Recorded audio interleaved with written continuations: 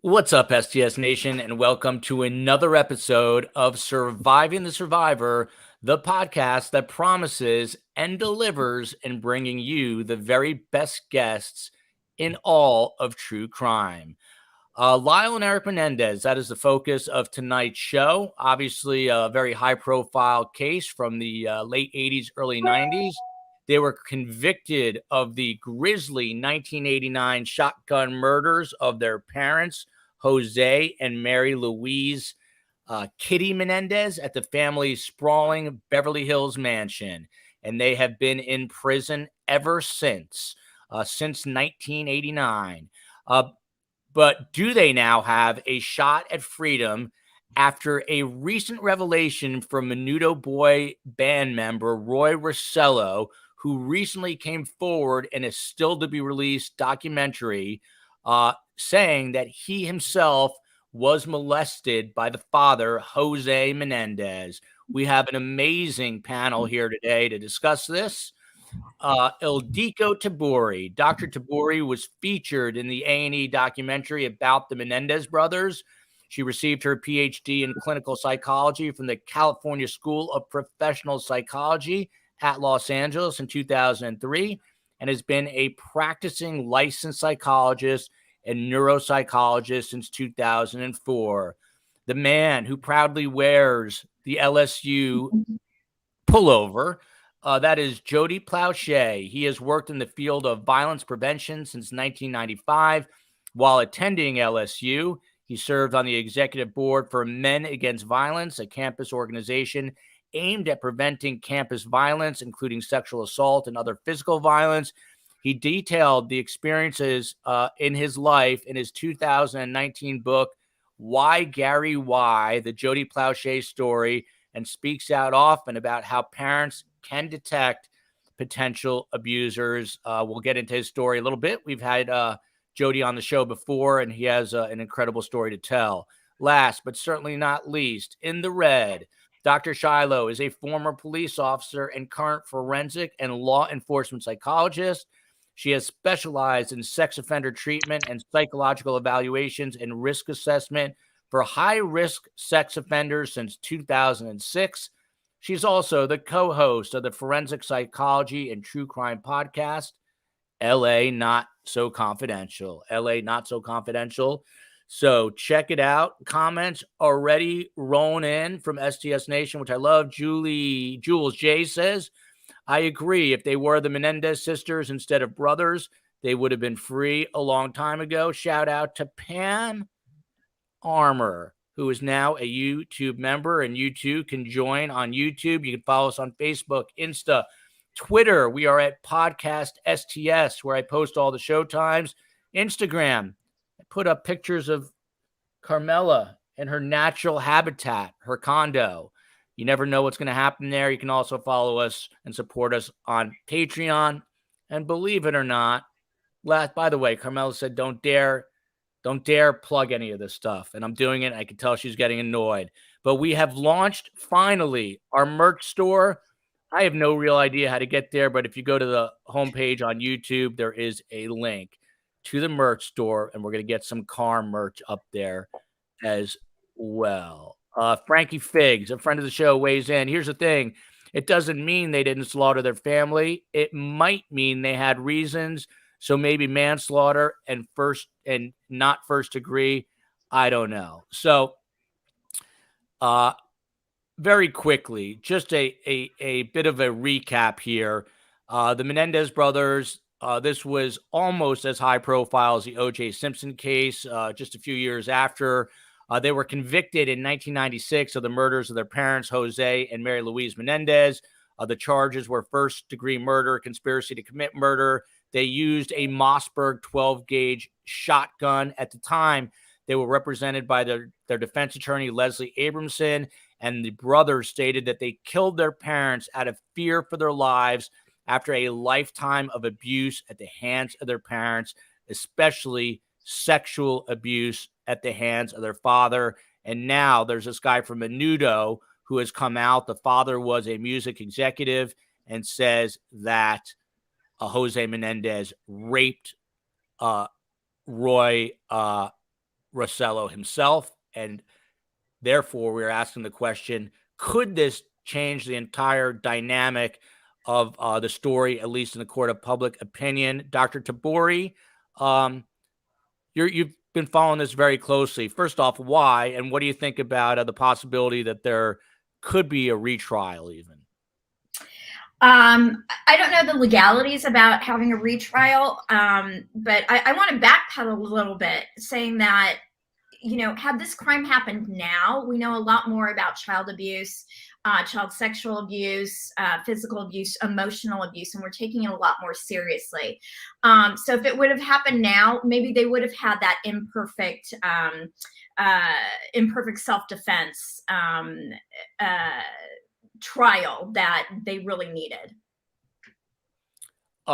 Jody, to you, can you just, instead of me doing it, tell us what happened briefly in 1984, and how that story played out? Your story. All right. So in 1983, I started taking karate from a man named Jeff Doucette. He eventually groomed my family, groomed me, sort of to sexually abuse me for about a year, and then he ran into some financial problems. He decided to leave town, and when he left town, he took me, which made it kidnapping. So, and then after 9 days, they traced the call to a hotel room in Anaheim. They arrested him. I flew home 2 weeks later. When Jeff flew home from California, cameraman filmed my father shooting and killing Jeff in front of a news camera. My father was arrested that night. It was a Friday. He got out Monday.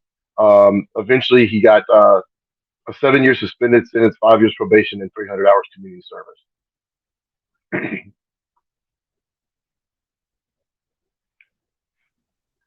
Correct. Oh, I couldn't hear. I don't.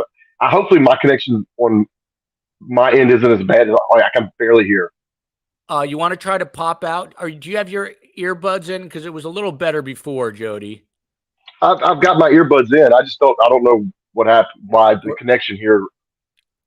We're hearing you okay, so we'll keep it as is. Dr. Shiloh, to you, what's your take on this? I mean, you've got a background in law enforcement and also in psychology. So when you heard about this Menudo boy band member coming forward with these allegations, and this is exactly what the brothers said happened, what did you make of it initially?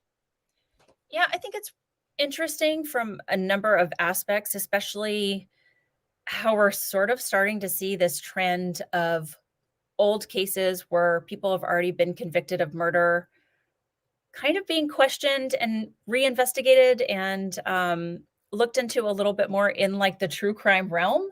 Kind of reminds me of like the advocacy for trying to get Scott Peterson a new trial, where this is sort of something that is just starting to take on a life of its own. So I don't know quite what I think of that aspect of it. But I completely agree that if this were the current decade, that it would be way different. And I don't mean necessarily the outcome per se. However, I mean, if you think early mid 80s, we were just starting to learn what battered women syndrome was. So, that not that the research can speak outside of women who are battered in relationships from the research that Lenore Walker did, but we can extrapolate a little bit when we're talking about these sort of domestic ongoing abuse type cases. And again, I don't know if that's the case. Of course, that was the defense. But I'm certainly not an expert on the Menendez case. This is a case from a very long time ago that when it was happening at that time, I was hopefully too young that my parents weren't letting me watch any court coverage. But I think, certainly today I can speak a little bit more from looking at how sex offenders commit their offenses, intrafamilial or incest offending. But yeah, I think anyway, I know we're gonna have a lot of conversation today that's going to go in a lot of different directions, but that's just kind of my thoughts off the top. And those are good thoughts. Mountain Girl says, hola from California. Kitty says, hey, SCS fam, Joel, Carmen, best guest, hashtag Carmi. Hello from Ohio. Myrna just became a new member, so thank you, Myrna. And Carrie says, hello, STS Nation.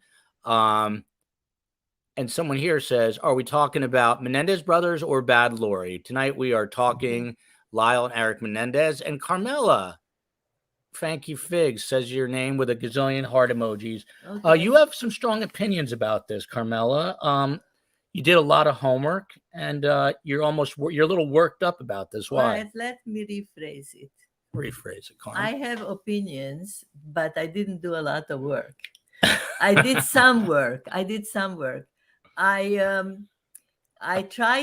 remember hearing it in real time when it was going on. And coincidentally, Joel didn't mention, they lived in the next town in New Jersey, and Joel was involved through his tennis lessons. These were like very good tennis players, the young men. So one of the things I did now, 7 years after they were jailed, the famous Barbara, what's her last name? Barbara Walters. Barbara Walters did a 2-part interview with when they were young, the brothers, and that was very revealing to me. And also, I read up on the involvement of the psychologist who kind of involved them. You are shaking your head. I don't know what that means. It was so bad what the psychologist did. What exactly. That's what I want to. So that's what I want to bring up. That the psychologist, besides all the way that the confidentiality was handled and how unprofessional it seems now in hindsight, he also was. His license was taken away.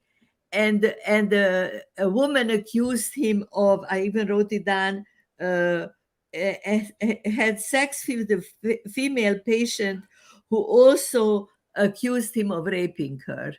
And allegedly other patients did. And this was one of the bases for describing the brother's character and veracity. There are 2 points, just 2 points, and then we can talk about it. The other one is that the judge, first there was a mistrial, and the second time when there was a trial, the judge refused to take in the evidence of sexual assault. So there were like these 2, in my perception, very major items. And because of these 2 things, they didn't get manslaughter, but they were put away for life with no parole. And this is their therapist, you're saying? That was their. Then later, after they were in jail already, they went to another therapist for about.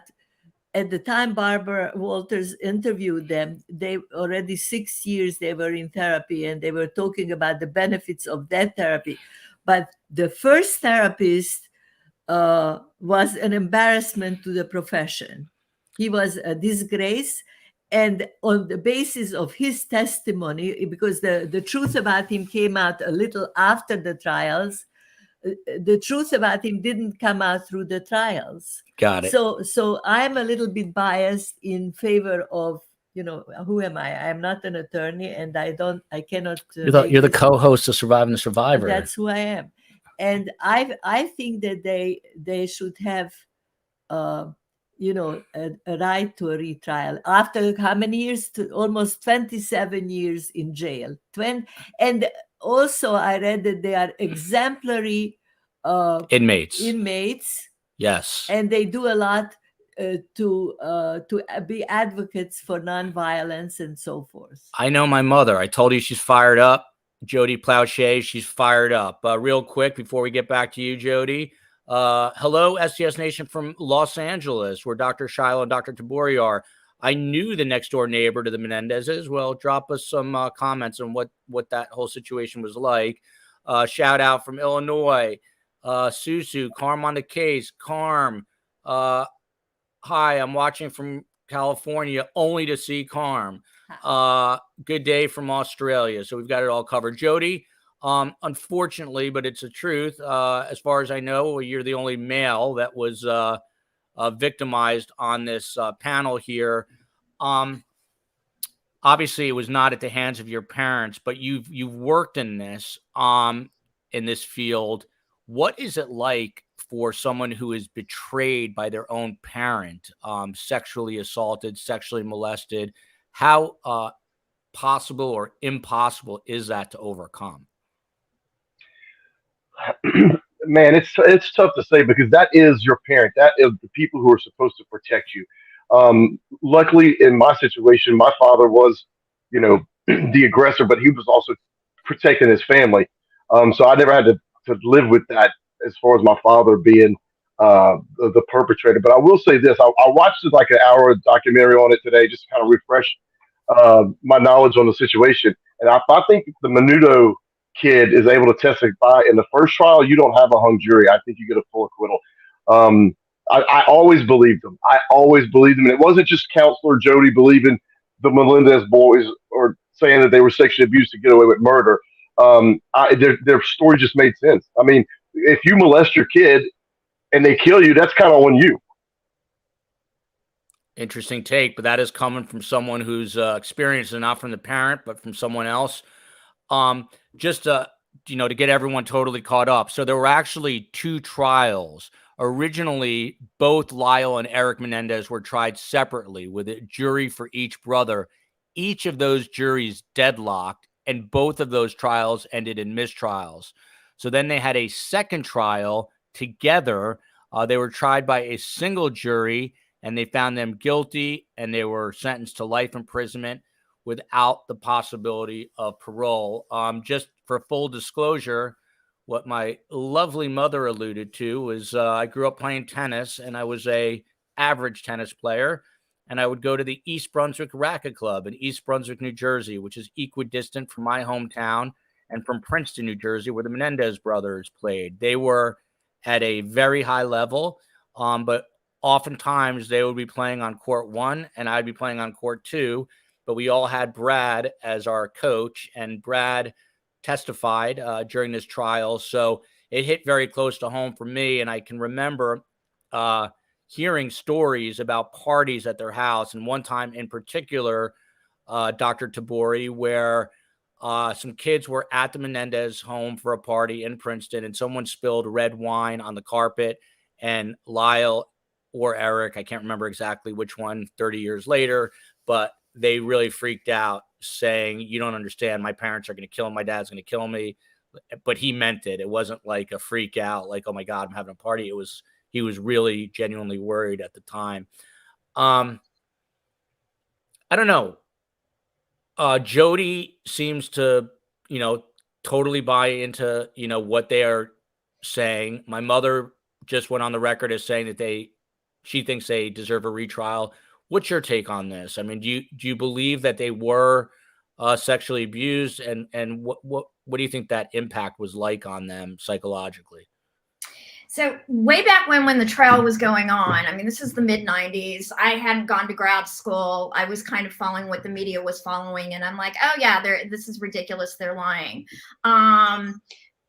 Fast forward to a few years ago, when I looked back at the case, now having gone to grad school and been practicing for so long, I mean, I just took a completely different take on it. Yeah, they were abused. I mean, you don't sit there and freak out for wine being spilled on the carpet and say, my parents are going to kill me, if there's not something serious going on. And also, if you remember way back when, in the context of what was happening with the case, their first trial ended in a hung jury. Then OJ happened. Mm-hmm. And that was a circus and a nightmare. And then they started their second trial a week after OJ was acquitted. And that's when I believe the judge went in and overturned all his previous rulings that they weren't allowing the sexual abuse defense to come in. The whole situation was bizarre at that time. And then 7 years, they were sitting 7 years in jail when this interview took place that I watched. And during this interview, they revealed to the interviewer that this is how it went down. The older brother was just sexually molested until the age about 9. And the younger brother, the father continued to molest. The mother, according to them, was a very passive person and an alcoholic, according to them. I don't know if any other witnesses admitted this. And she did nothing to defend them. And then came to a point where the one that was younger and was still abused, the older one was going to go away to college. And the younger one, for the first time, confided in the older one. And that's when the two of them got together and compared notes and so forth. And that's when they decided to kill him. And I think they killed her so that there would be no witnesses, probably in their own scheming. Nobody says that they were completely innocent, but if they would have had decided that it's a first-degree manslaughter, they would be up for parole now. After 30 years, they could discuss that option. And now they are older men. By the way, the younger one was accused of being gay because he didn't have a girlfriend after a certain amount of time in the prison. And then it turned out that no, he wasn't gay. And now, strange as it sounds, they're both married. And we will get into that. So at the trial, the big trial, when they were tried together, Leslie Abramson was his high-profile defense attorney, famous for her wild blonde locks, like this one. Not like this. Not quite like that. Carmella keeps them straight these days. They used to be real curly. So according to the defense, they killed their parents again out of fear for their lives after a lifetime, they said, of abuse at the hands of their parents, especially sexual abuse. The father was described as a cruel perfectionist and a pedophile. And my mother was just talking about Kitty Menendez. She was cast by the defense as an enabling, selfish, mentally unstable alcoholic and drug addict who encouraged her husband's behavior and was also violent toward the brothers. Dr. Shiloh, knowing all of that, does this change your perspective if this is in fact true, that the mother was enabling the father's behavior, the father was preying on his children? Everyone says, well, they shouldn't have murdered them. They should have just left. Maybe easier said than done from a psychological perspective. And you're also a former law enforcement officer. What's your take? Well, I think both sides try to paint a story and a narrative, right? Because storytelling is really important in jury trials, especially when you're talking about murder. So you can imagine, I probably take great offense to someone painting someone as mentally unstable and using perhaps a substance abuse disorder as something that's indicative of being so complicit. I would not doubt with how the father is described that he was very nice to his wife. And there's a whole other set of considerations when you think that perhaps she as well was abused emotionally, physically. This is all total conjecture, but I doubt he was a very nice guy to her, yet horrific to his boys and horrific to, people in the workplace. Someone of that nature is not going to shut it off for just one person. So I wouldn't doubt that we're talking about a family dynamic and construct here where she as well was a victim. Now, as far as I know, people's thoughts go in all sorts of places there, but why wouldn't a mother want to, protect her children per se? We don't know. I mean, these are just, we can go on and on with the what ifs, and we don't get to hear from her. We don't get to hear their side or their defense of what was going on inside of that house because they're dead. Jody, to you, and then we'll get into some of the specifics of what Roy Rosselló from the band Menudo said. By the way, I didn't realize this. There were at one point like 30 different band members that were part of Menudo, and many of them claimed sexual assault by many different people at different times along the way. But, Jody, to you, I mean, what about this notion that the mother basically turned a blind eye and was enabling the father, and the father was not only a perfectionist, but this, according to them, a serial child, sex assaulter, sex molester. How do you counsel people who go through this? Obviously murder is not the answer, but at 18, 19 years old, what sort of options, if your parents are doing this to you, or even younger, obviously, because it happens to people much younger, what are your options to try to get help in case anyone is going through this right now? What can you do at such a young age? Well, that is a very tough question to ask, and I don't know if I have that answer. But I would like to say, as far as him being controlling over the two boys, and of course he was probably the same way with the mother, absolutely. So that whole family dynamic, and then them being loaded is another dynamic that the kids, they probably didn't want to leave because they did want the money one day, and so you have that dynamic factor in there. Uh, my best guess is try to become independent on your own, but it didn't seem like they were going to be allowed to do that. And Dr. Tabori, to you, Jody brings up a good point. I mean, one of the rubs against the Menendez brothers the whole time has been that there was premeditation. They used a Mossberg 12-gauge shotgun. Apparently, they planned it out.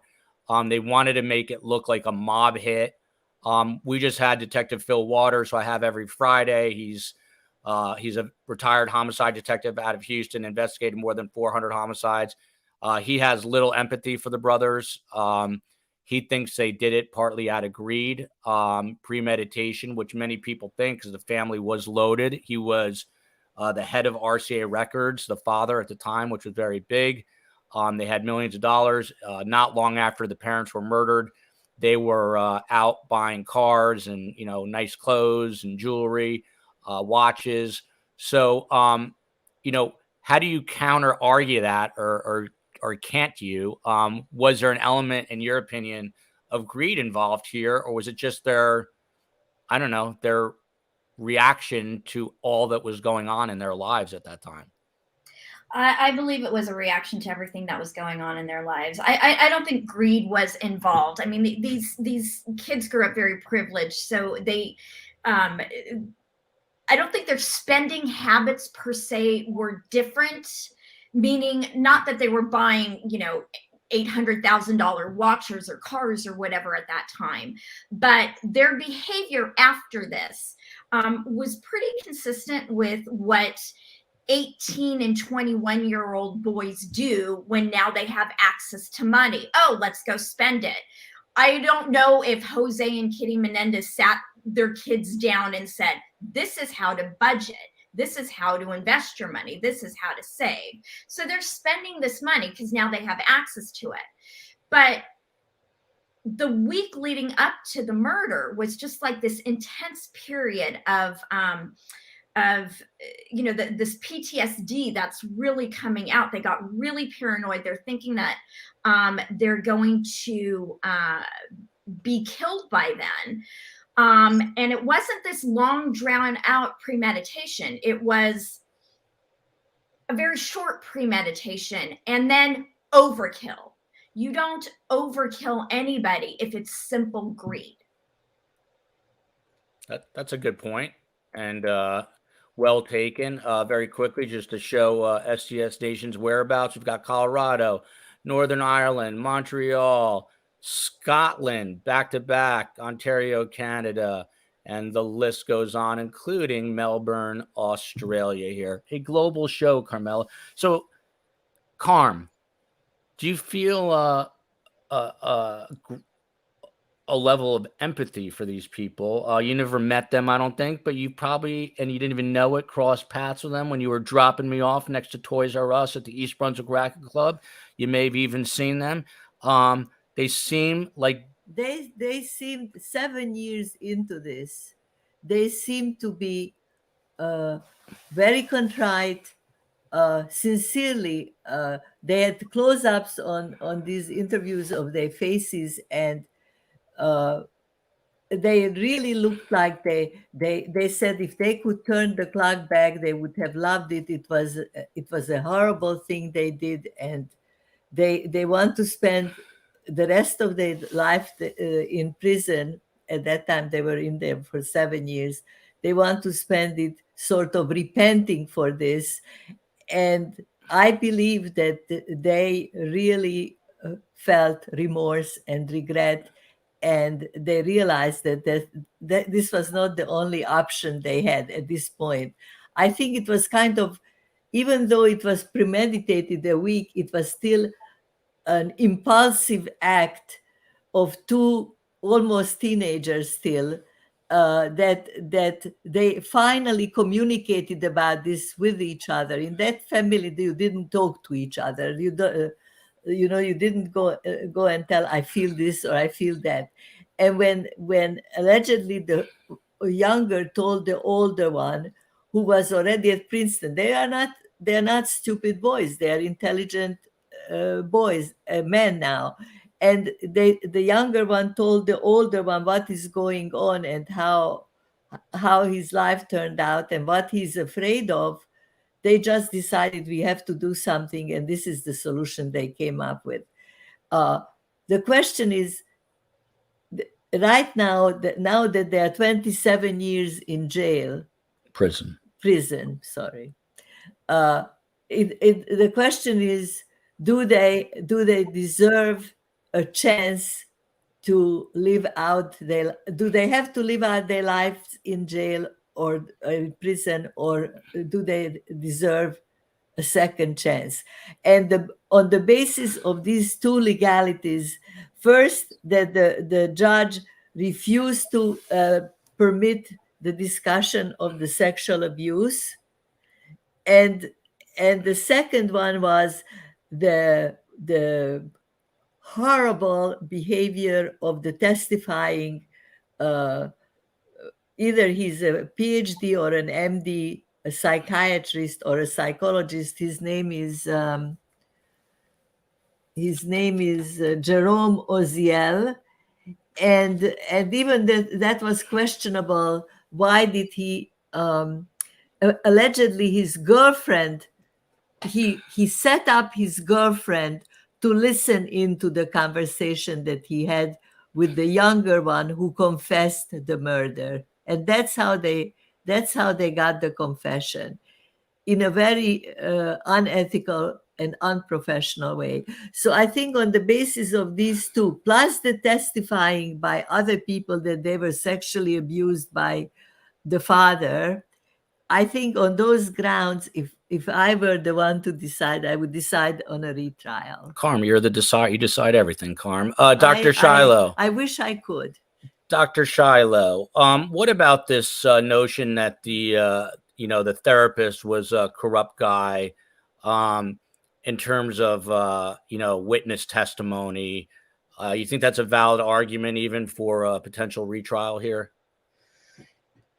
I don't know. And I mean, just for the audience, so they know when we're talking about confidentiality in this case, if someone has already committed a crime, even as heinous as murder, and your client tells you that, you cannot break that confidentiality. It's already happened. If they are saying they're going to murder someone tonight, then yes, absolutely, you do have to break confidentiality. But if it is already done, that is about as serious as an example as I give to people when I try to stress to them how big a deal confidentiality is. No doubt the fact that he, I believe, recorded his sessions, and then I don't know if that's what he played for his girlfriend or if she listened in live, which sounds horrific. Well, okay. That it's a separate issue in a sense that has to do with him and his licensure, right? So, however, then you put someone on the stand to testify to something. It takes away their credibility for sure, but does it impact what he had to say as a therapist, and that impact then on guilt or innocence? I don't know. And I don't know exactly what he testified to, but I don't know if him being a terrible mental health professional ethically would then change any of the case. Well, if he was a rapist, as it was testified later that he was a rapist, wouldn't he stand up for another rapist? I don't know. I've run groups of rapists that turn against each other all the time. So they don't necessarily, especially when there's some level of psychopathy there, they don't necessarily buddy up. If I can see him trying to save his own skin somehow, if there's some sort of, other alternative there that is for himself, then, that might be motive, but I don't know about standing up for another rapist. If I can interject here, the girlfriend who was also his patient. Oh boy. Yeah. So, and who Dr. Rosello moved into his family home with his wife and kids for 3 months prior to all of this. Yeah. So, I mean, it says something to who he is as a human being. I mean, forget him as a mental health professional, but this is the type of person he is as a human being. And to this day, he still admits no guilt on what he did. I've never recorded a patient unless I've worked as an expert in a case when it was required to record him. But therapeutically, I've never recorded a patient, ever, nor would I. Nor would I continue to have somebody coming back into my office who has threatened me. Like what Dr. Rosello was saying, that he was recording them and then told the girlfriend/patient because Lyle and Erik threatened him. Is he still in practice? Do we know? Not there. No, he had to surrender his license, and he surrendered his license in California, but claims it was because he had some other business opportunities in Oregon. But now he runs these like seminars teaching women how to interact with men and how to date properly. Oh, wow. And the Menendezes were never able to file an appeal based on any of this, as far as we know? They filed many appeals. But based on this? I don't know if it's based. Don't be so dismissive, Carmella. Don't be so dismissive, like you know everything about this case. I don't. She does homework on one case. Now she thinks she's the world expert. That case went back and forth to see if the recordings could be it was taken all the way up to the California Supreme Court about whether those recordings could have been entered because they were privileged communications. So and Dr. Tabori, that's what delayed the case. Carm brought up another interesting point, and then we'll get to the meat and potatoes of the Menudo band member. But they were from kind of a stereotypical, the father was stereotypically like this machismo Latino father who did not like emotion. He brutalized them on the tennis court. I know that. Made them practice for hours on end, hit thousands of forehands, thousands of backhands, no crying about it. Not exactly the kind of family I grew up in where I like to whine. I'm a semi-professional whiner. What kind of impact would that have on Lyle and Erik, where they're in this? And I'd love your take on that as well, Jody. But first to Dr. Tabori, where they're, the Battens are down and they're not able to speak. Yeah, that's a lot of pressure to put on a kid, to keep up these appearances, to achieve, and you're not rewarded unless you are completely successful and perfect, and anything less than perfect is really, really hard. So, I mean, just doing that to a kid has very negative consequences. Now throw in all the other abuse, the sexual abuse, the physical abuse, the neglect by the mother. It has a huge impact on a kid. By the way, Dr. Tabori, do you think that the brothers, Lyle and Erik, on some level miss their parents, or remorseful, think about the parents, wish their parents were still here, things of that nature? Yeah, Erik actually does talk about that, that he wishes he actually says, and he said it on multiple occasions, that he wishes that he would have killed himself and not his parents. He is remorseful. This is when cognitive dissonance comes into play, where you can love somebody and hate somebody, and it throws your mind out of whack. Jody, can you elaborate on that? I mean, you were in a situation where you had this martial arts teacher, you liked him, but he was obviously not a good person. How did you reconcile that, or did you? Oh, hang on a sec. I've got you muted. Hang on one sec. Oh, that's my bad. Go ahead.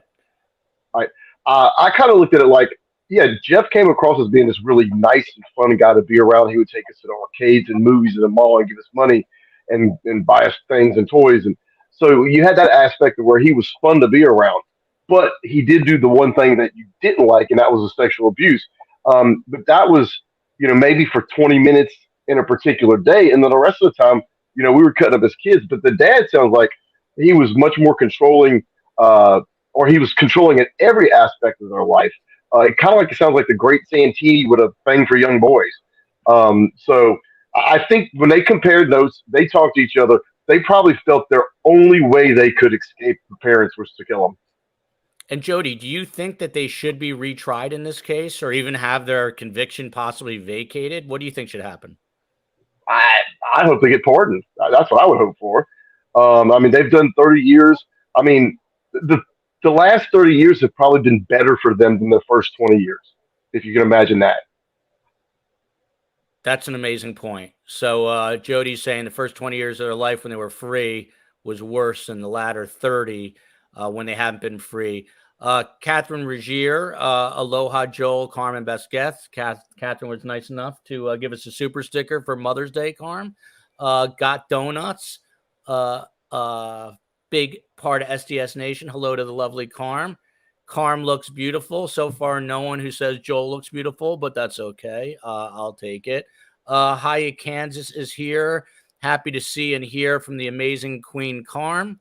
No one calling me a king yet, but that's our, only the prince. Joel already starting trouble. I like to do that. And look at this. Linda Feldman, Dr. Shiloh, I follow your podcast, LA Not So Confidential, and love it. The most recent episode really hit home and gave me new things to think about. So happy to see you. So look at that. So this documentary, Jody, that's going to come out, I believe, on May 2nd, is entitled The Menendez and Menudo Boys. The Menendez and Menudo, Boys Betrayed. That is the title. Menendez and Menudo, Boys Betrayed. Roy Rosselló was one of these members of Menudo, and he came out and he said, and I quote here, "It is time for the world to know the truth." And he adds, of the elder Menendez, Jose Menendez, "I know what he did to me, and he did it to me in this house." And he's pointing to the house in Princeton, New Jersey. How much do you think public opinion can be swayed now that this fairly prominent former band member, by the way, Ricky Martin, I think, came from Menudo. How much could public opinion be swayed? Because sometimes the court of public opinion can influence legal proceedings sometimes. I think having someone kind of verify their fact that their father was attracted to young males would make a huge difference, especially if that was known in 1993 when the first trial happened. And the most disturbing thing that I've heard is that and I knew that there were a lot of different members of Menudo, but when you look at Menudo, I mean, they're like from 15 to 12. There's usually like 5 members, 6 members in the band together. And the fact that they had so many members, they kept them young, they kept aging out. So a pedophile likes prepubescent, a hebephile likes adolescent, and it sounds like he was a hebephile, and when someone would get too old, they just replace him with someone younger. So he had this steady stream for years, and not just him. I'm sure it was other people who managed Menudo that had the same attraction. That would be my best guess. But the fact that these kids were aging out and being replaced with other kids, let's have a talk with all the members of Menudo. They mentioned the other people who worked for the Menudo that were together with Jose Menendez that were also abusing the boys. And if you turned 16, you were finished with your career in Menudo because they were It was a boy band. And we will get into some of that. Carmen, I didn't know you know what boy bands were. Michelle Burns echoes a lot of other people's sentiments here. I believe they were sexually abused does not justify murdering their parents. So that's the thought that the other side has, that there is no justification for that. Again, the trailer that was released of this documentary centers on the bombshell allegation that this is the testimony that Erik and Lyle needed when they were sentenced to life. This is what one of the directors said, Dr. Tabori.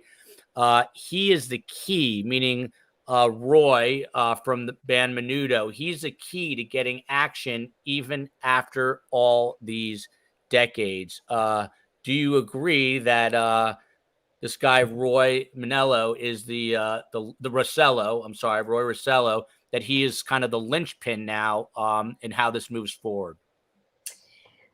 You know, I perhaps it would have been nice had he been able to come forward in the 90s. I understand going on societally what was happening at that time. Nobody would have come forward. To put the Menendez brothers through another trial, to go through this now 30 plus years later, I don't know what benefit that would serve. They're over 50. Statistically, people who have been incarcerated for a majority of their life and who are released after the age of 50 tend not to re-offend. So it's I don't know. I think that the sentence should be vacated and they should just go home. Wow, another one on the record. I tend to agree with Dr. Tabori here. Dr. Tabori, how weird, though, would it be for them to be out of prison after 27 years? It's got to be a very strange adjustment, wouldn't it? Oh, yeah. That would be a huge adjustment. You know, I mean, they went in as children. I mean, 18 and 21, yes, you're a legal adult, but remember back when you were 18 and 21, you don't know anything. Yeah, it would be a huge adjustment. They are both married. They have a place to go. They've never really worked outside of a prison. I mean, yeah, it would be a huge adjustment, but, you know, prison life isn't that fun either. No, not at all. David writes, Carm looks beautiful tonight. Behave yourself, Joel. I am trying. Jody, an interesting facet in all this. Already there's criticism against this guy, Roy Rosselló, because he waited 27 years. Can you speak to why sexual abuse victims sometimes wait even decades to be able to speak about it? Why is it so difficult to come forward right away? We had a similar situation in my dad's case because Jeff had confessed to molesting at least two other boys. Both of them were older than me. And the police officers went to the parents of those two boys and explained to them that Jeff had confessed. And the one of the boys I knew, they didn't come forward and kind of step up and help my family. I felt like when we probably needed it. I think the stigma with the homosexuality, because most of the time it's male on male. In this case, we're talking about it would be the dad on the boy. I think that stigma of whether or not, I mean, someone mentioned earlier they were wondering if Lyle was gay or not. What does it matter? I mean, if gay boys get sexually abused too. I think that's the biggest one, and it's just easier to keep it quiet and hope it goes away. Raquel Bex writes, I don't know if anything can change the overall public opinion on them. They've been too railroaded for decades, but then that's followed by Shindog City. I feel like Phil Waters. I like Phil Waters' take all day long. That's the detective who said there's no way they should get out. And Shindog writes, no corroboration, no go. So there's obviously the court of public opinion is split on this. Still, I don't know.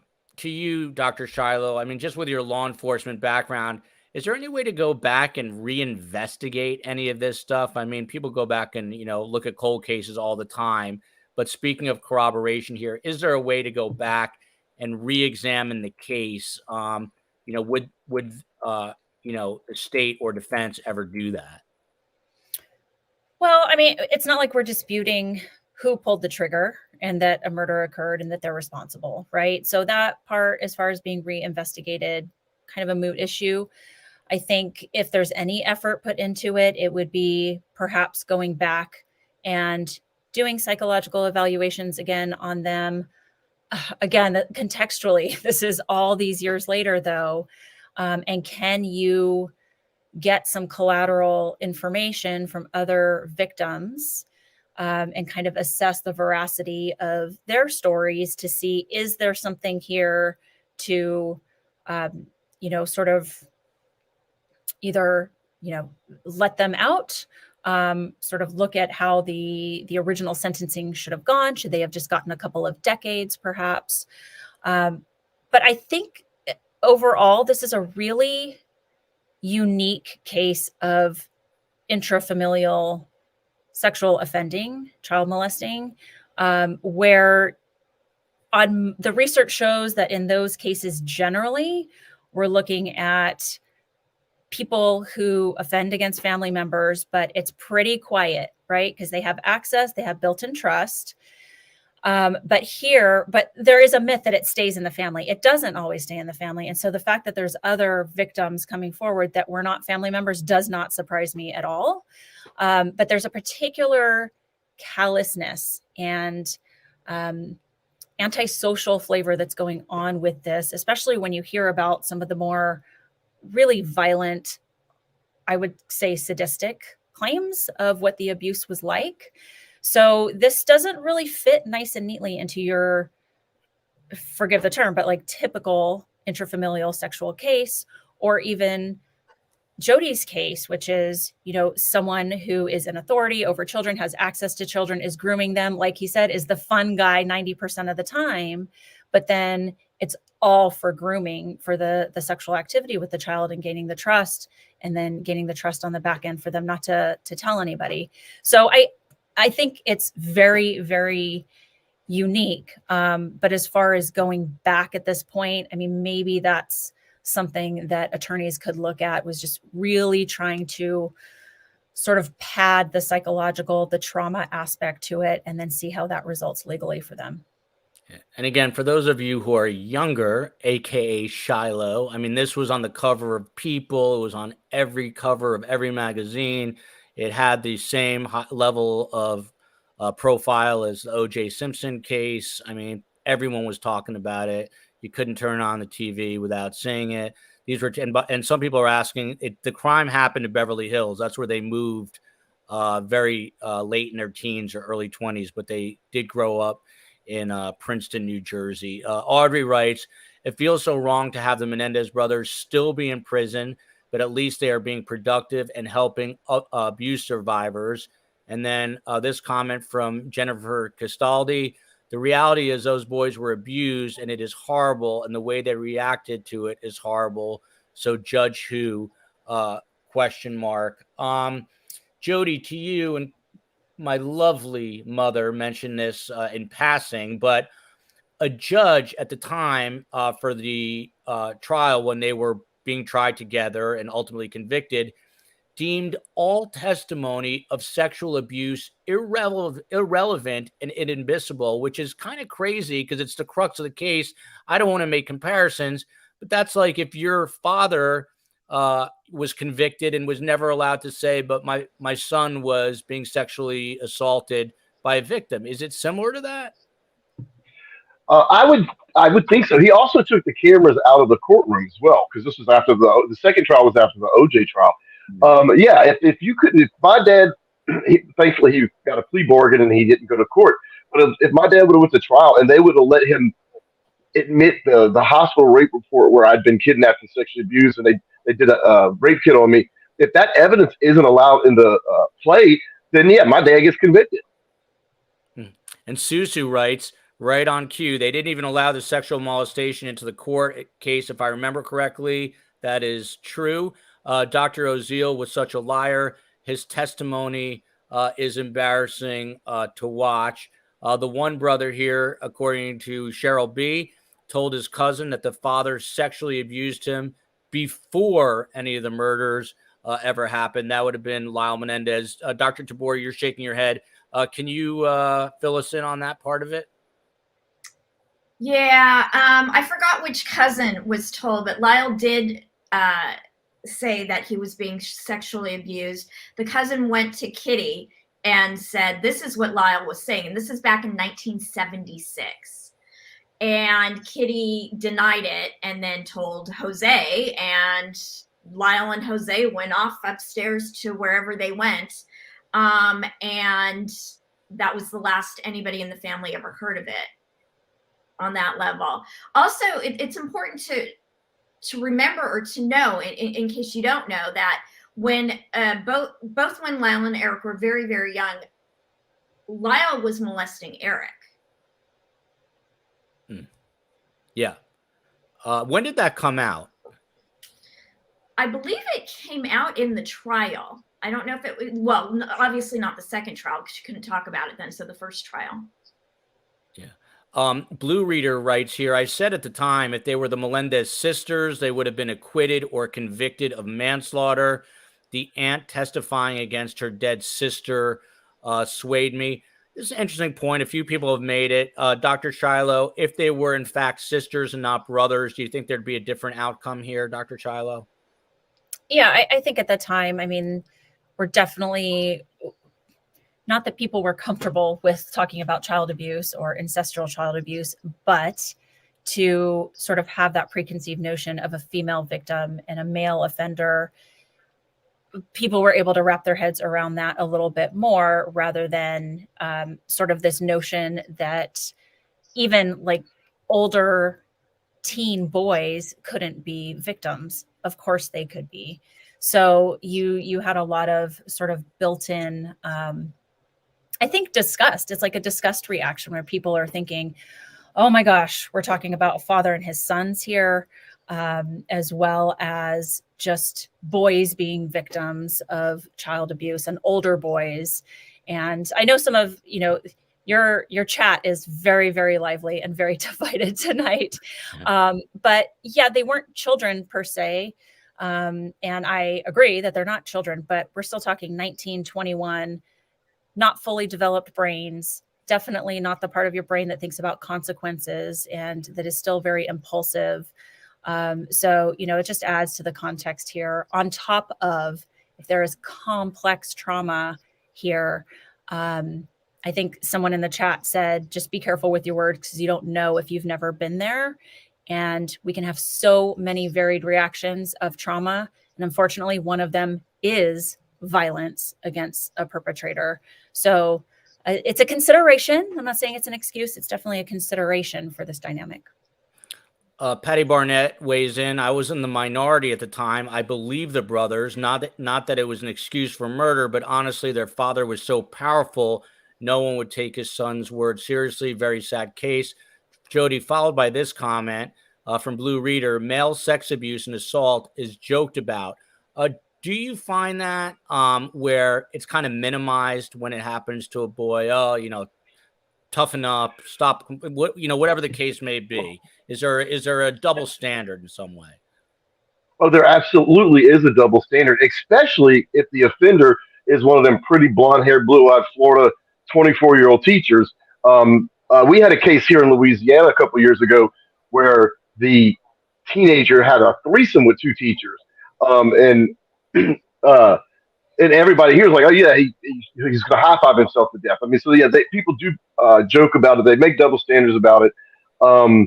But I did want to say one thing. I did not know about the older brother acting out on the younger brother. I may have heard it and forgot, but I believe that they were sexually abused without knowing that fact. That right there to me verifies it. I mean, and I even mentioned it in my book, I refer to it as acting out. When a young child who doesn't know what this act is supposed to be wrong, like let's say the father performed oral sex on him. Well, he's got a little brother he's going to show this new game to. So he'll go perform oral sex on the little brother to show him what daddy taught him.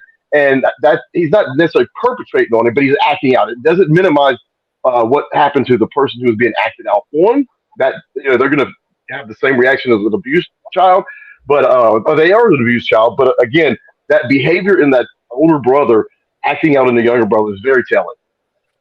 And best guests making very salient points. How about that, Carmella? The fact that Lyle was sexually molesting Erik. I got it. You Does- don't have to spell it. I got it. Welcome to a moment in my life right now. Right now, you're witnessing a moment, just a millisecond in the life of Joel Waldman. Carmella, does that solidify the fact that this is the truth? The fact that no, I don't think. you think Lyle would be molesting Erik under any other circumstances? There is some similarity with abused children, not sexually abused children, become abusers when they grow up or they're violent. It's not a steadfast 100% rule, but if you were raised with a lot of violence and anger, you turn out to be grown up with violence and anger. But that's my point. It solidifies the fact that they were at least growing up in a violent household, correct? It just didn't come out of the thin air. With the pathological parents, yes. Yeah. I got to wake up Carmella sometimes. Now she's fired back up. Frankie Figs became a YouTube member. Patty Barnett became a YouTube member. Thank you so much. We appreciate it. Dr. Tabori, some quotes from Lyle and Erik post documentary trailer here. I always hoped and believed that one day the truth about my dad would come out, Erik Menendez says in a clip from the series, but I never wished for it to come out like this, the result of trauma that another child has suffered. I mean, what about that statement? It seems, we're not watching it, I'm reading it to you, but it seems pretty genuine, and it seems empathetic in nature that he didn't want it to happen to someone else, but apparently it did. Yeah, I saw that on the trailer as well, and it's so sad. It's just really sad. It also shows a lot of that deep internal work that Erik has been doing over the last 30 years. I mean, it's very reflective. There's not much more to say about that than it's sad. And I think Lyle says something similar of that. As I said in the interview that I saw, which was 7 years after they were imprisoned, so they were already 7 years in prison, and for 6 years they were in psychotherapy. And they said that they gained a lot of understanding and insight into many aspects of their lives that they were not aware of when in real time when they were young, when they were in their late teens or their early teens. And you know what I was thinking? What were you thinking, Carmen? Maybe it's opening like Pandora's box. Pandora's box. You remember where we lived in the community? There was a story there. Yes, I do, Carm. Yes, I do. There was a similar story going on in my hometown with a now infamous Little League coach, but that kind of takes us off a dark path. we experienced it personally. Well, not that person. Not personally. I don't mean like that. We knew people who were victimized around the same time. And then nothing was done about it until many years later. Nothing, and a lot of kids, and they were a lot of very smart kids with a very promising future, and their lives were turned upside down because of this, which can happen. Dr. Shiloh, Erik continued saying, we heard rumors that something might have happened with Menudo through the years. He says in this clip, you know that would have made a difference at trial because the entire trial centered on the public's belief about these events. So again, the question is, if this testimony was allowed and the sexual abuse was allowed, is that just a complete game changer? Would these guys have been out of prison the entire time even? I don't know about that, but I mean, a jury certainly deserves to hear everything that is relevant, and that sounds highly relevant. I mean, for whatever reason, when the judge said that wasn't allowed, I can't understand that, because you are not giving a jury the whole picture to try and decide what they want to do, whether they do acquit them or whether they say, okay, this was a very poor decision that resulted in the death of 2 people as a result of trauma. It should have been in there. I don't know what kind of game changer it would have been or what it still can be. But I think similar to a lot of people that are coming to this all these years later, the media was very good at painting one picture and one narrative of what we just saw and heard about them. And now we're re-examining it with what we know. So that, that's okay to do. Well, as far as where the country was at that time, it was still at a as you mentioned several times, at a different point, and the culture was at a different point. And that, for example, they were perceived as spoiled rich boys who were materialistic, and they went out and bought watches and cars. And looking at it from my perspective now, I'm looking at it, they were poor little rich boys who were so young and so unthought out that they weren't worried about the optics of what it would look like to go out and do those crazy, stupid things. And that to me proves that they weren't so cunning and so clever to think about these things and how to present themselves. Oh, it was a horribly executed crime. They are no criminal geniuses, that's for sure. And I think you're right. I think also, again, this isn't like hug a thug language. I just want to also bring up the fact that, there's the sexual abuse trauma. And then even for perpetrators committing a crime, you are taking the life of someone else. Technically, if we just look at the definition of what a traumatic exposure is, that is also another trauma, right? You're doing it, you're taking the life of someone else. But really think through this. I mean, shooting someone with a shotgun is horrific. It's not always, instant death. And then chasing down someone else. So it's very gray. Like, there is no black and white here. I know people feel very black and white about this. They're on one end or the other. But on one hand, you can look at some of these elements of the crime and say, that's horrific and heinous, and lock them up forever. And on the other end, if you go, wow, well, they had to shoot their dad, they only had one gun, and then they're chasing mom around the house and shooting her, that could still result in a trauma response afterwards, and maybe them going out and buying cars. Again, I'm not saying that that's a trauma response. I'm just saying they're not thinking in the best space because they're keeping all of this a secret on top of all of it. Good point. Sherry's News writes, Jody, this is for you here. I can never understand how a mother can know of the husband abusing the child and not taking the child and fleeing, or call police and charging the husband. Followed by this comment from Audrey. People often forget that Kitty not only turned a blind eye, but she was also reportedly physically abusive and molested Lyle. Dr. Tabori might be able to clarify if that was in fact true.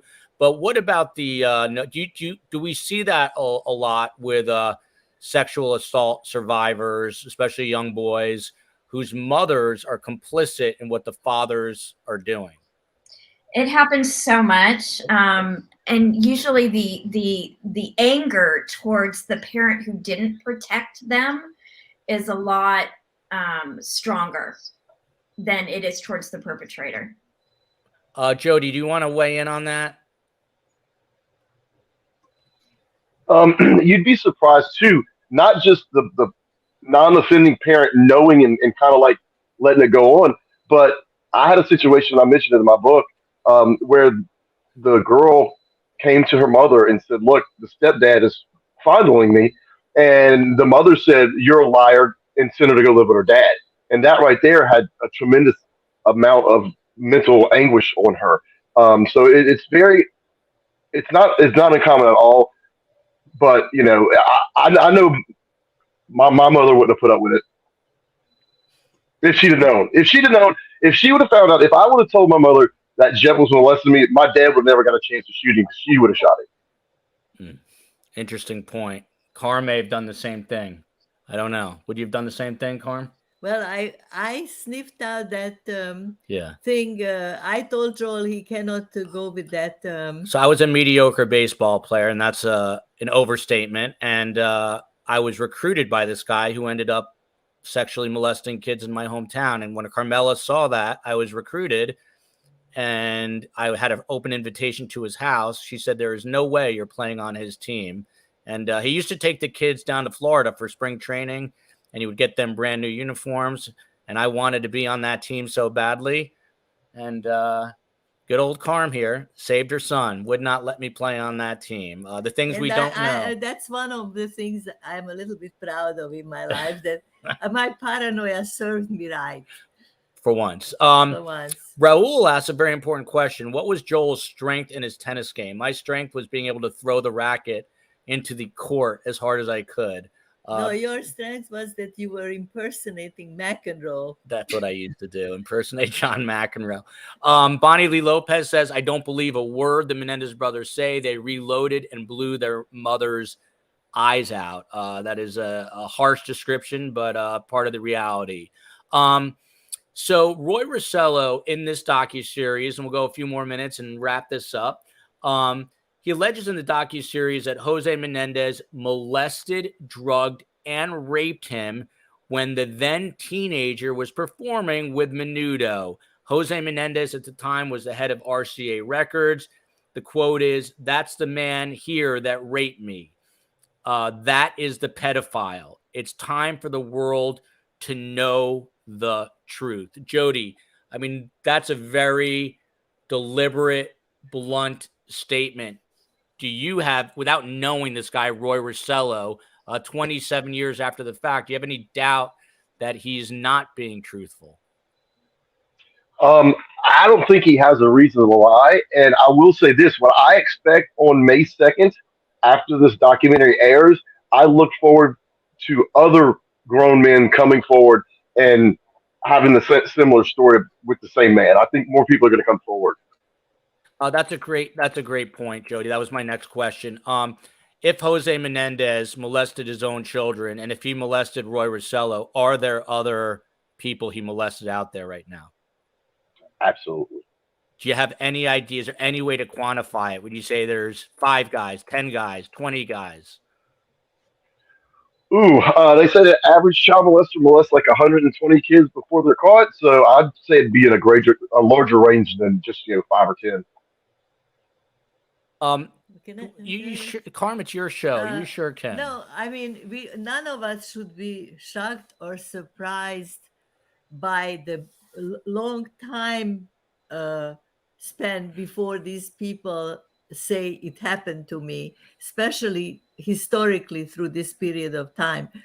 If you think of the priests who did it, if you think of the cases that, just lowly therapists that we run into it, they don't all murder the abusers, but it's more frequent, and unfortunately we in the general population realize how frequent it is, and how, for example, even little things like Weinstein, the Weinstein story with rape and abuse of women, that came out how many years later? 20 years later? Yeah. I'm glad. And then when it happened, it was a domino effect, and that's what I expect is going to happen to here. Interesting. That's an interesting take, and I'm glad that once Carmella mentioned priests on my show, she also mentioned Weinstein to balance things out. I don't want people coming at us with. I don't want people coming at us with hate mail. The behavior is non-denominational. So Jessica writes, Dr. Tabori, now knowing the battered syndrome is a defense, would it apply in this case now? Followed by this question: the second trial judge would not allow previous evidence. He was very biased. What about this battered syndrome defense? Is that a possibility? Well, that was their defense, that it was a what we now call intimate partner violence, but battered person defense. That was the defense in the first case. So and that's what got them the hung jury.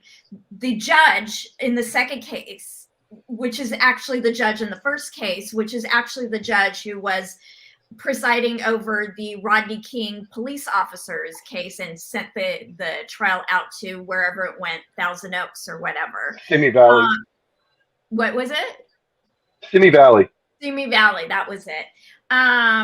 he reversed his rulings from the first trial to the second trial because OJ happened in between, and the district attorney's office needed a win, and so he backpedaled on his own rulings. They got a mulligan because I mean I watched that documentary today. The first trial happened; they had two juries, and they allowed that defense in. So basically, the prosecution got a mulligan. They got to fix the errors that were made in the first trial to get the conviction. So I hope it gets thrown out. I hope it does. I hope they get out. Carm, you'll love this comment. Tali in Hebrew. Happy Sunday, Joel and STS from Israel, the Holy Land. Carm, great to see you again. Always the best guest. Carm is a big supporter of Israel, so I know she'll be happy. It's already 2:00 at night there. People stay up late for STS, Carm. We have fans that love the show, all because of you. All the English speaking. And look at why, Carm. E the Crow writes, this is so funny because I literally am polar opposite from E the Crow here. Your mother has a very comforting voice. My God. It raises just now my blood pressure went up. I was upset for other reasons. Just listening to her talk calms me down a bit. I'm moving in with her. Next Sunday, I think I will set myself up to a heart monitor as Carmella is speaking, and you will see what happens to my heart rate. He claims that I raised his blood pressure. Just slightly. Dr. Shiloh, you were going to say, Jody makes a fascinating point that I didn't really think of fully, but he believes that after May 2nd, there's going to be a flood of people who come forward all these years later. When I was throwing out numbers of how many people Jose Menendez could have molested.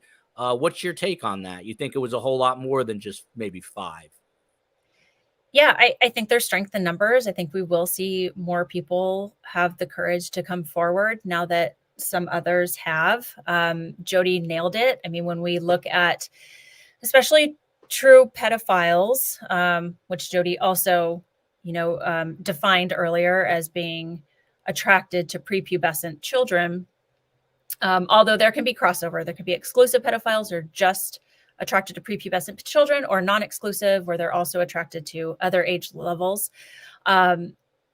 Generally, it depends on the access in which positions that they're in, but generally we see about 100 victims once they are finally caught. And that information comes to us on the back end in forensic psychological evaluations, as well as even after they do their time and they get back out into the community, usually under supervision, under parole and probation, they have to undergo polygraph examinations when they first come out, and then usually about every 6 months, depending on their risk level.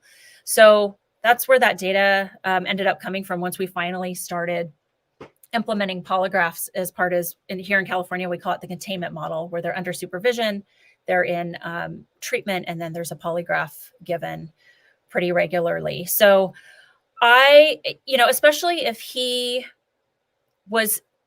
had so much direct contact with younger victims in the music industry, victims don't, if we say 100 victims, that doesn't mean sexual intercourse or penetration.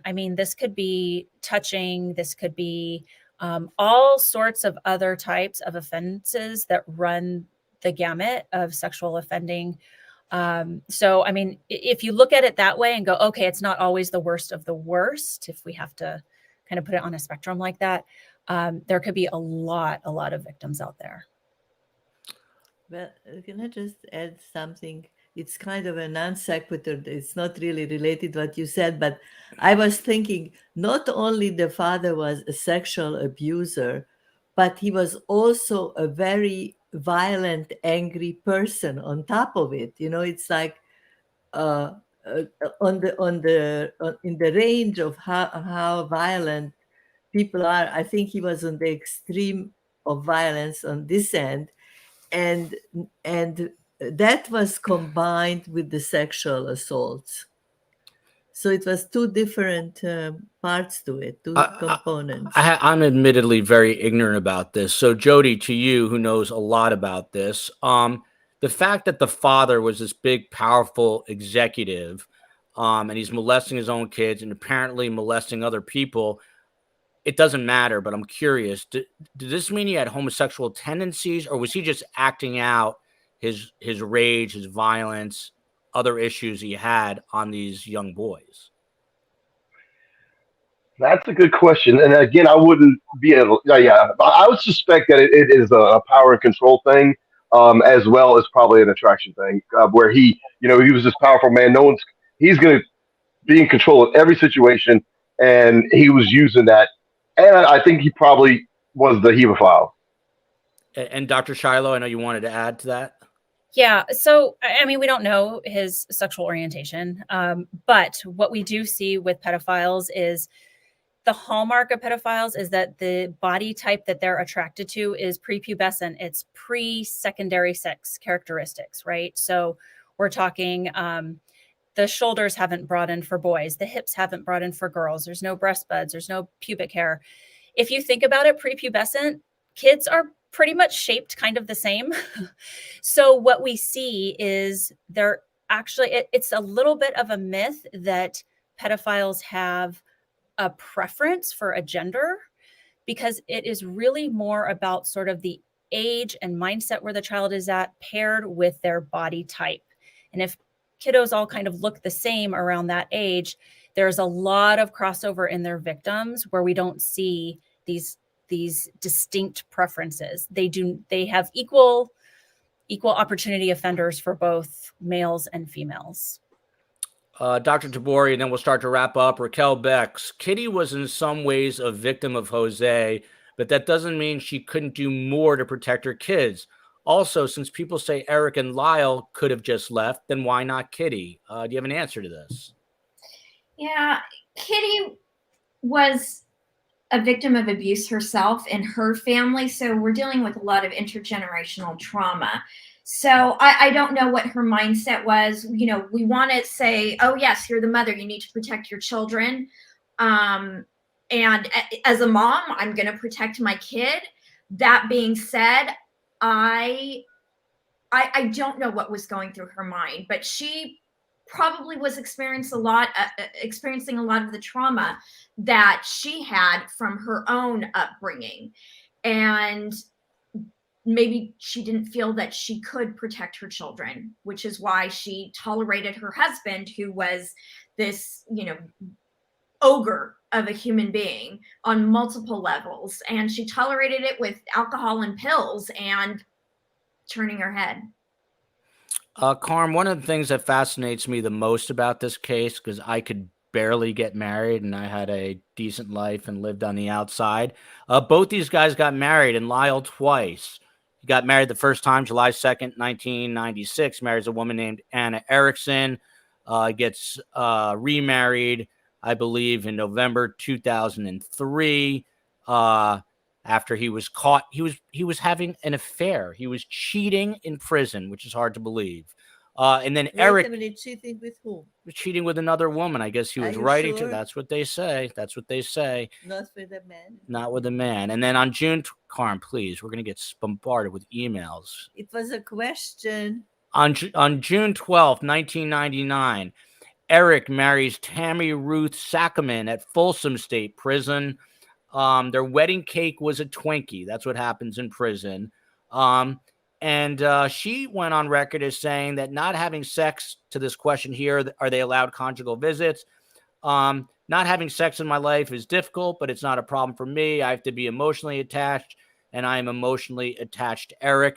Someone else said that they're married with kids. Dr. Tabori, do you know if they have, did they marry into kids? They don't have kids, right? No, in California, you're not allowed. If you are on death row or have life without, you're not allowed conjugal visits. That's a law that was changed at some point. I don't remember when. But I believe that Tammy Menendez has a daughter from a previous marriage. By the way, for you, Jody, Michelle DeForge, hello from Baton Rouge, go Tigers. So Jody likes that. Jody, what about the fact, and then we really will wind it up. What about the fact that these guys were married in prison. They remain married. Does that speak in any way to their rehabilitation, to the type of people they are, or just the fact that some women like guys who are behind bars? And then my reaction to hearing that news was like, these guys are getting married multiple times in prison. I haven't been on a date in 10 years. That's what I was thinking, Jody. You and I should start our own network. It's exactly what I was thinking. So, no, I found this to be super interesting. We'll just go around the horn here and wrap it up. Dr. Shiloh is a former police officer, a current forensic and law enforcement psychologist. She's done it all. She's also the co-host of the Forensic Psychology and True Crime podcast, which is called LA Not So Confidential. Let me put you on the spot. Do you think they should be released or have a new trial? And do you think it happens? Oh man, always putting me on the spot. I don't know. I mean, that's for legal minds to decide. I'm going to stay in my lane on this one. I hope that we added some context here today. Of course, murder is never the answer to anything, but perhaps we painted a picture of some of the factors that lead up to that, even though it is a choice for a perpetrator. Ultimately, there's a lot of factors that weigh in on a choice that someone makes. So hope that's what I brought tonight for you, Joel and Carm. And you sure did. Jennifer Castaldi writes, these boys are so broken. If they do get freedom, they're going to need so much help to adapt to a different life. It's just a lose-lose for all. The man who can answer this question is Jody Plauché. He's worked in the field of violence prevention since 1995. As you can tell, he attended LSU, Louisiana State University. He was the executive, served on the executive board for Men Against Violence. And he has a book about his own story, about his father killing his sexual assaulter. And the name of the book is Why, Gary, Why? The Jody Plauché Story. The book, Why, Gary, Why? The Jody Plauché Story. Jody, these guys, according to Jennifer, are broken. But is there hope for them with a new trial or a sentence that's vacated? Could they adjust to life on the outside here? I think if they still have that daddy's money, they should be able to adjust. I mean, I don't know what happened to that money, but yeah, it would be a difficult transition. But I think it would be doable. I mean, like I said earlier, I mean, they're model inmates. What they probably would do was probably start some type of foundation for sexual abuse. I mean, they probably would go in that direction, leaning towards helping others to make up for what they did. Because I'm sure they feel some guilt for what they did. Cheryl writes, wow, that psychiatrist, illegal and unethical, and a criminal himself, a person who is a psychologist, who's an upstanding citizen, Dr. Ildiko Tabori, I love the name, was featured in the A&E documentary about the Menendez brothers. Carmen, have you ever met an Ildiko Tabori before? You pronounce it Ildiko Tabori. How do you pronounce it in Hungarian? Right? How do you pronounce it in Hungarian? I just did. Thank you. Ildiko. Ildiko, and how do you pronounce the last name? Thank you. Tabori. Ildiko Tabori. That's how you Right? pronounce it in Hungarian. But I people call can't you. even pronounce my own name properly. I can't even pronounce my own name properly. Don't worry, I don't speak any language without an accent. She has a Hungarian. My mother speaks 6 languages fluently, but apparently has a Hungarian accent in all of them. But needless to say, with my American accent, Ildiko Tabori, she was featured in the A&E documentary about the Menendez brothers. She received her PhD in clinical psychology from the California School of Professional Psychology at Los Angeles in 2003. She's been a practicing licensed psychologist and neuropsychologist since 2004. And I read something interesting. You're also the resident psychologist at is it the Hollywood Improv? No, the Laugh Factory. The Laugh Factory. How crazy are comedians? Oh, they're amazing people. They're amazing people. It's been an honor to work with them for the last 12 years, and I hope to continue doing that forever. Wow. So thank you to one and all. Appreciate it. The conversation will be continued. We'll see what happens after May 6th, after this documentary is released, and we'll see if there is indeed an outcry the way that Jody is anticipating for there to be. Meanwhile, we will be back here live tomorrow, 7 p.m. Eastern time, on another very normal story, the Lori Vallow Daybell trial. Until then, love you, America. Love you, LA. Love you, Baton I Rouge. decided I'm Go doing Tigers. this from now on. Do it. I'm only on Sundays, Go but I'm Tigers. doing it. Love you. Love you, America. Love you, Hungary. Out we